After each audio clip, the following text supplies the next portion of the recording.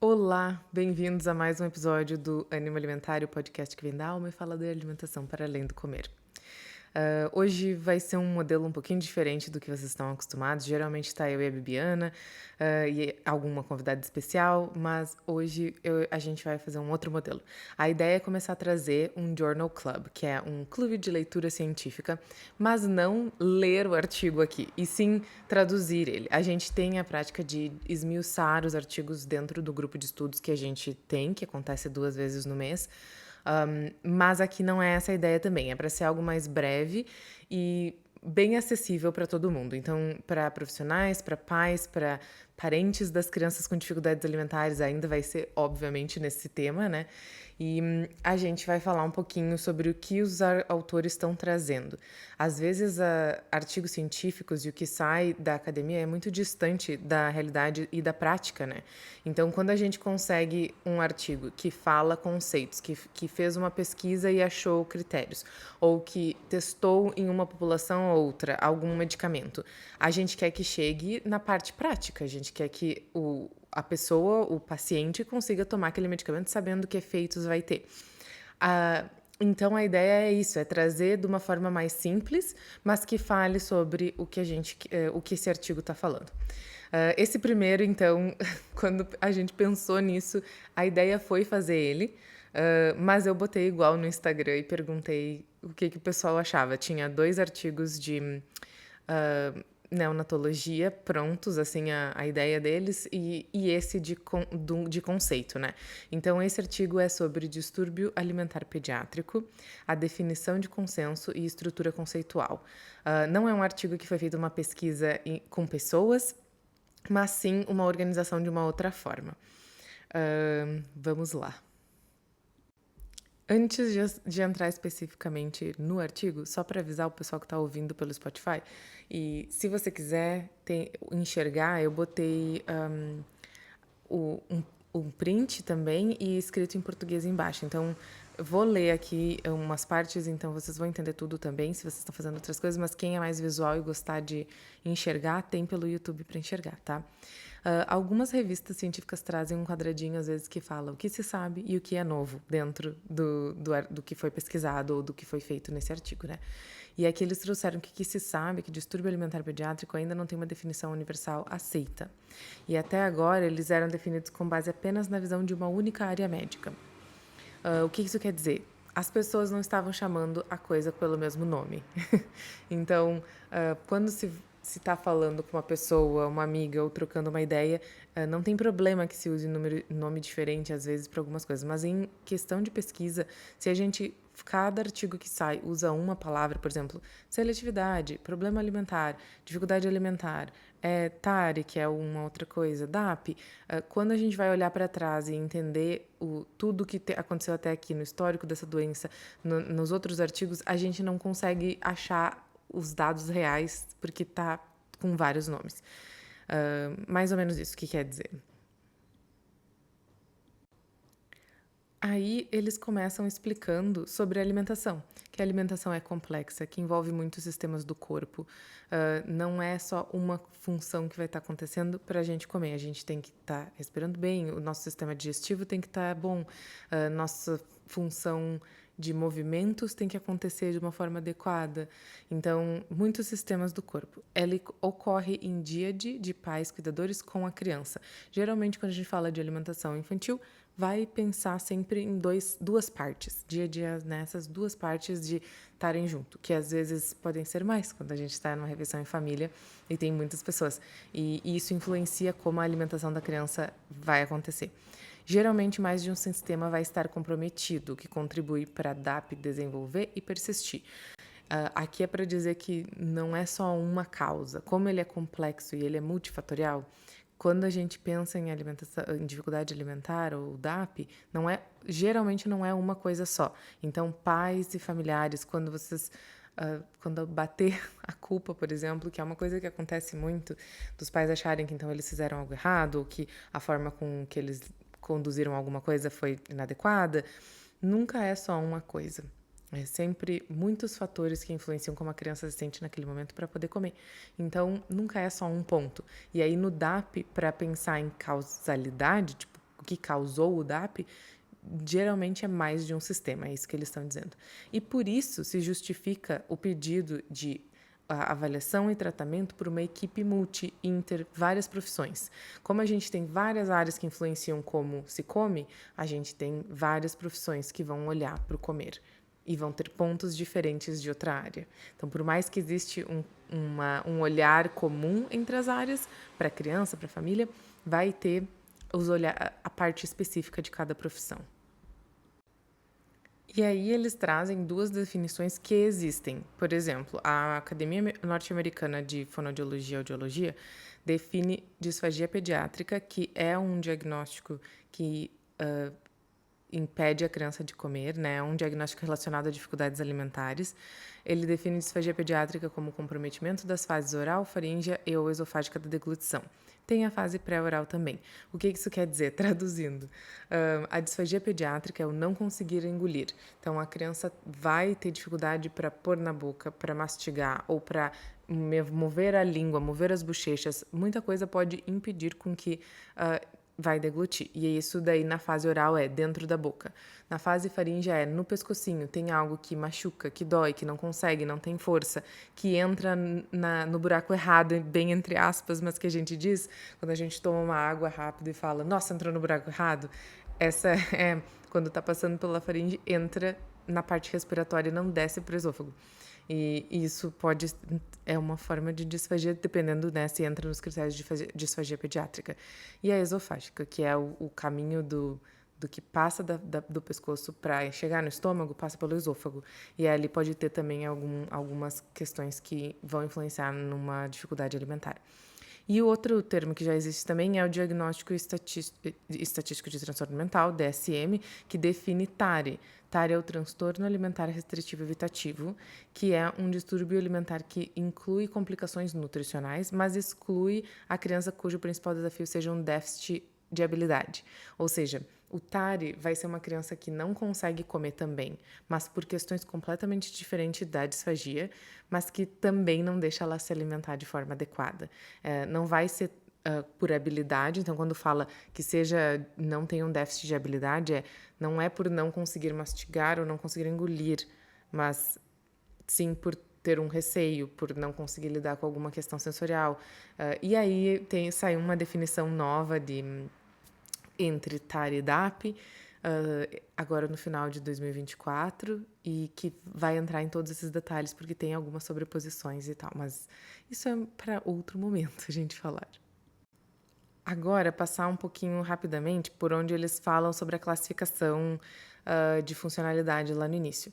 Eles trazem esse background, né, de explicar como pensar na definição, porque geralmente quando a gente pensa em alguma doença, um distúrbio, a gente pensa num CID, que é um código que é usado, que eu falei lá no início, para colocar que doença que a pessoa tem. E isso é importante em todos os níveis de saúde, né? A gente tem no SUS, num convênio, no particular, a gente precisa ter o número para colocar qual que é o diagnóstico. E eles falam que aqui nesse artigo, para fazer esse consenso, eles olharam mais para uma outra coisa, que é a Classificação Internacional de Funcionalidade, Incapacidade e Saúde, para daí definir um termo que unifica essas coisas, que é distúrbio alimentar pediátrico, o DAP. Essa classificação vai olhar para a funcionalidade, que é as funções que essa criança está fazendo, no caso, todo mundo, né? Mas é que aqui eu vou falar sempre criança, porque a gente está falando das crianças. Mas é para todos. O que o ser humano consegue fazer. Então, ele consegue mastigar, engolir, ele consegue caminhar, ele consegue... As funcionalidades que o corpo faz. A incapacidade é quando essas funcionalidades não acontecem, ou por uma incapacidade, ou por um distúrbio, ou por um acidente, ou por alguma questão que causou de não deixar a funcionalidade acontecer. E eles olham para a saúde. Então, se a gente pensa só na doença, a gente não está olhando de uma forma mais ampla. E ali, nessa classificação, se fala em saúde também. Ou seja, a criança, por exemplo, que consegue mastigar, consegue engolir e se alimenta, mas ela só come 5, 6 tipos de alimentos. E existe um estresse em todo momento de refeição. Isso é considerado saudável? ele não vai ter um problema para engolir e não vai ter uma incapacidade e a função está sendo feita, mas não é saudável. Então, se olha de uma outra forma. E aí, essa estrutura da CIF, que é essa classificação, complementa o CID e enfatiza uma compreensão holística do impacto fisiológico e funcional. Então, do impacto do corpinho da criança, do ser humano, e a funcionalidade para relacionar com o DAP. Os critérios, então, propostos nesse artigo resultam de deliberações de um painel de especialistas experientes no cuidado de criança com distúrbios alimentares. Esses critérios foram definidos a partir de uma combinação de evidências disponíveis e opinião de especialistas. Então, esse artigo foi feito com a junção de profissionais que olharam na literatura e pesquisas acadêmicas para ver o que tem de disponível de evidência falando sobre isso, e também pegaram a opinião e expertise de vários profissionais que trabalham nessa área, que são especialistas nessa área. Ok, dado então todo esse percurso até, vamos às definições e critérios que eles chegaram. Eu coloquei, para quem está ouvindo só, tem a foto do inglês e eu botei a tabela em português. Ok, vamos agora para os critérios. Quando que uma criança tem DAP? Quando que uma criança, um bebê, uma criança maior, quando que ela não conseguir comer, pode se dar como diagnóstico DAP e quando que não? Esses são os critérios. Então, essa tabela diz critérios diagnósticos propostos para distúrbio alimentar pediátrico. Ela é dividida em A e B, e dentro da A temos 4 domínios.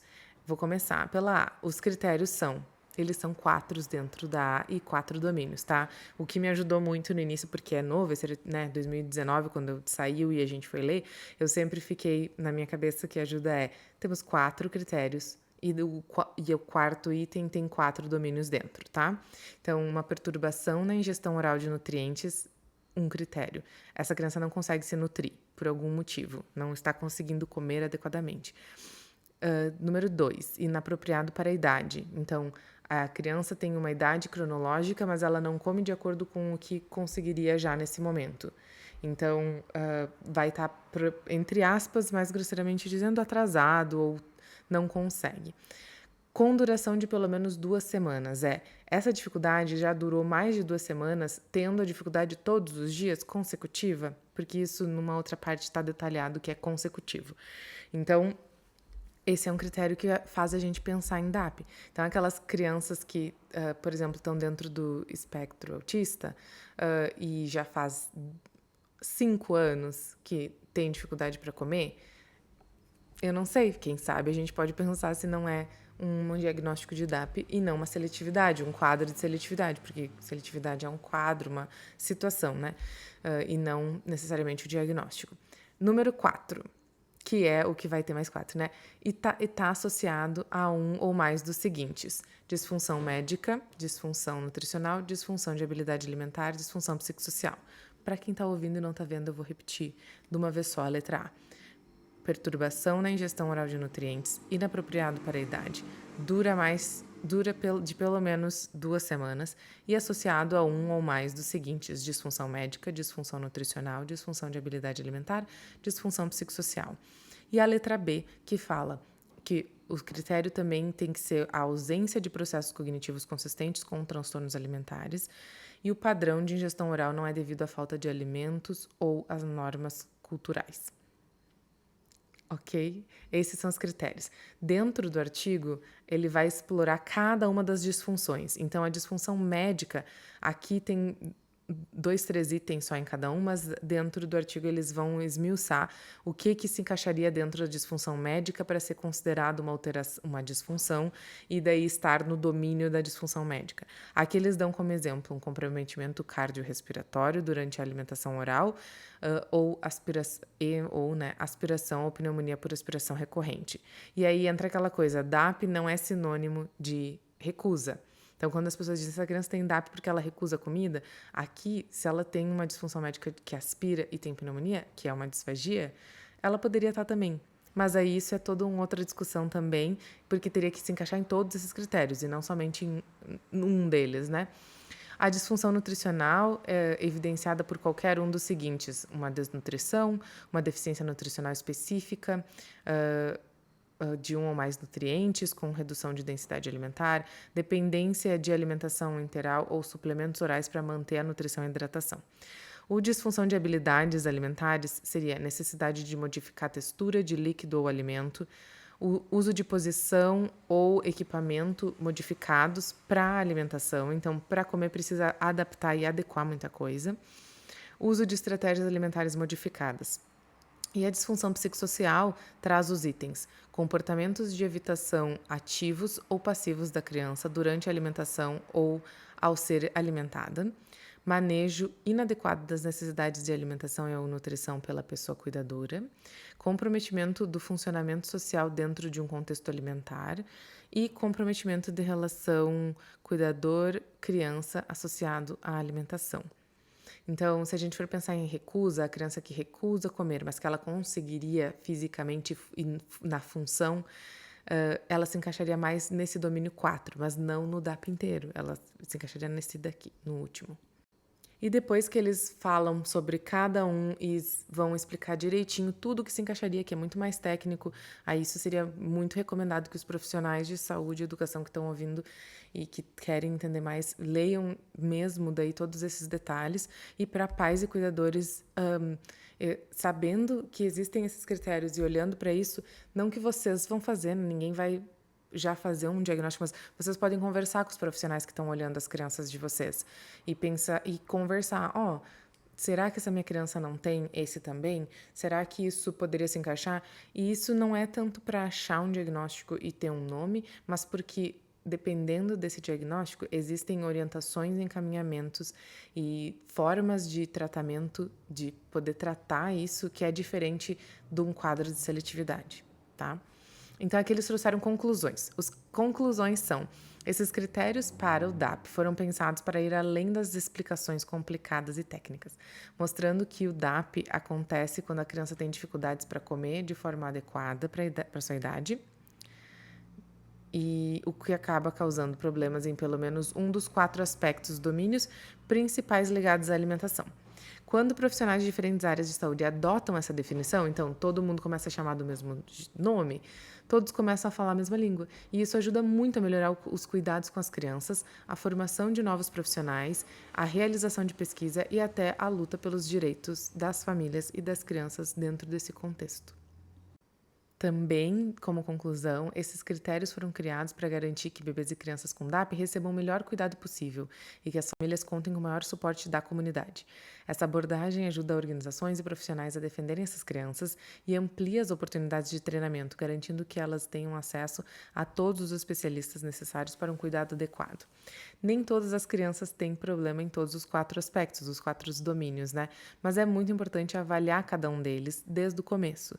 Isso porque os mesmos sinais e sintomas podem exigir cuidados diferentes dependendo do aspecto afetado. E aí a gente pode descartar, né? Que não, essa criança não precisa da Nutri, a Nutri já deu a orientação principal e o que precisa é olhar para a TO. A TO vai, o olhar da TO, né? Do sensorial na alimentação dessa criança. É um exemplo, né? E eles trazem que usar uma linguagem clara e comum que explique tanto os problemas do corpo, o fisiológico, quanto as dificuldades para comer, o funcional.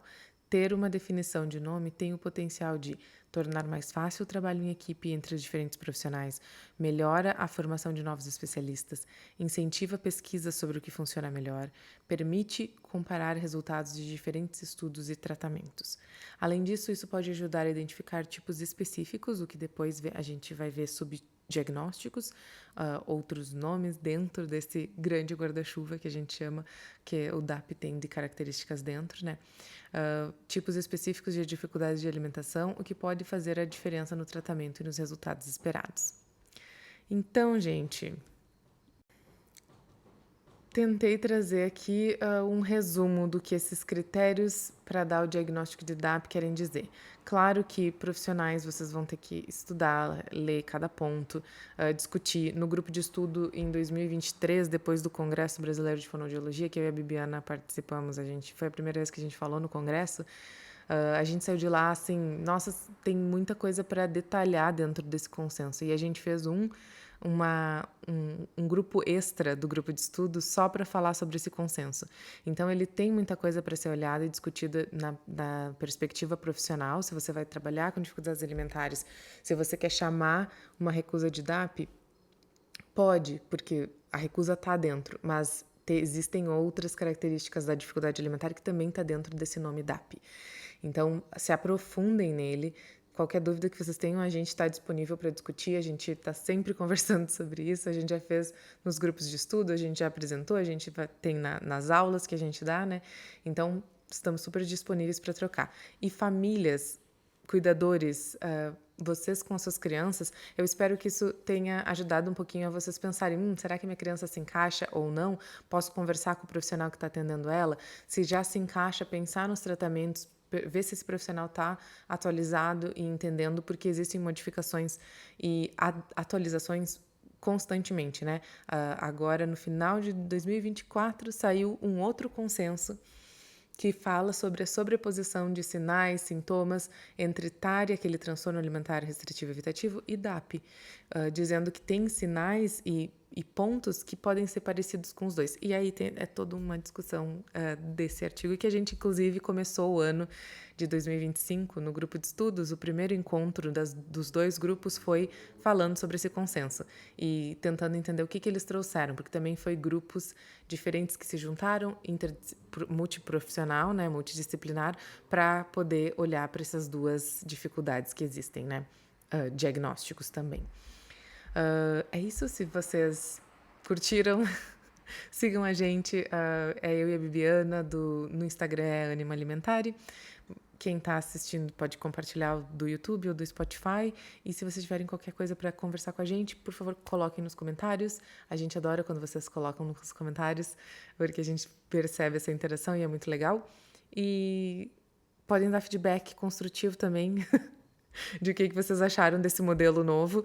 Ele não vai acontecer sempre, vai ser talvez uma vez no mês. A gente está com o objetivo de, uma vez no mês, colocar um artigo e falar ele rapidamente. Os artigos que têm testes e pesquisa, eles vão ser diferentes desse que é de conceito, né? Mas eu acho que é bem legal a gente entender o que as pesquisas dizem sobre as coisas que a gente atua na prática clínica e para familiares também entender, ok, essa forma nova de tratar teve resultados nesses lugares, então posso conversar com os profissionais das minhas crianças sobre isso. Tá bom? Muito obrigada.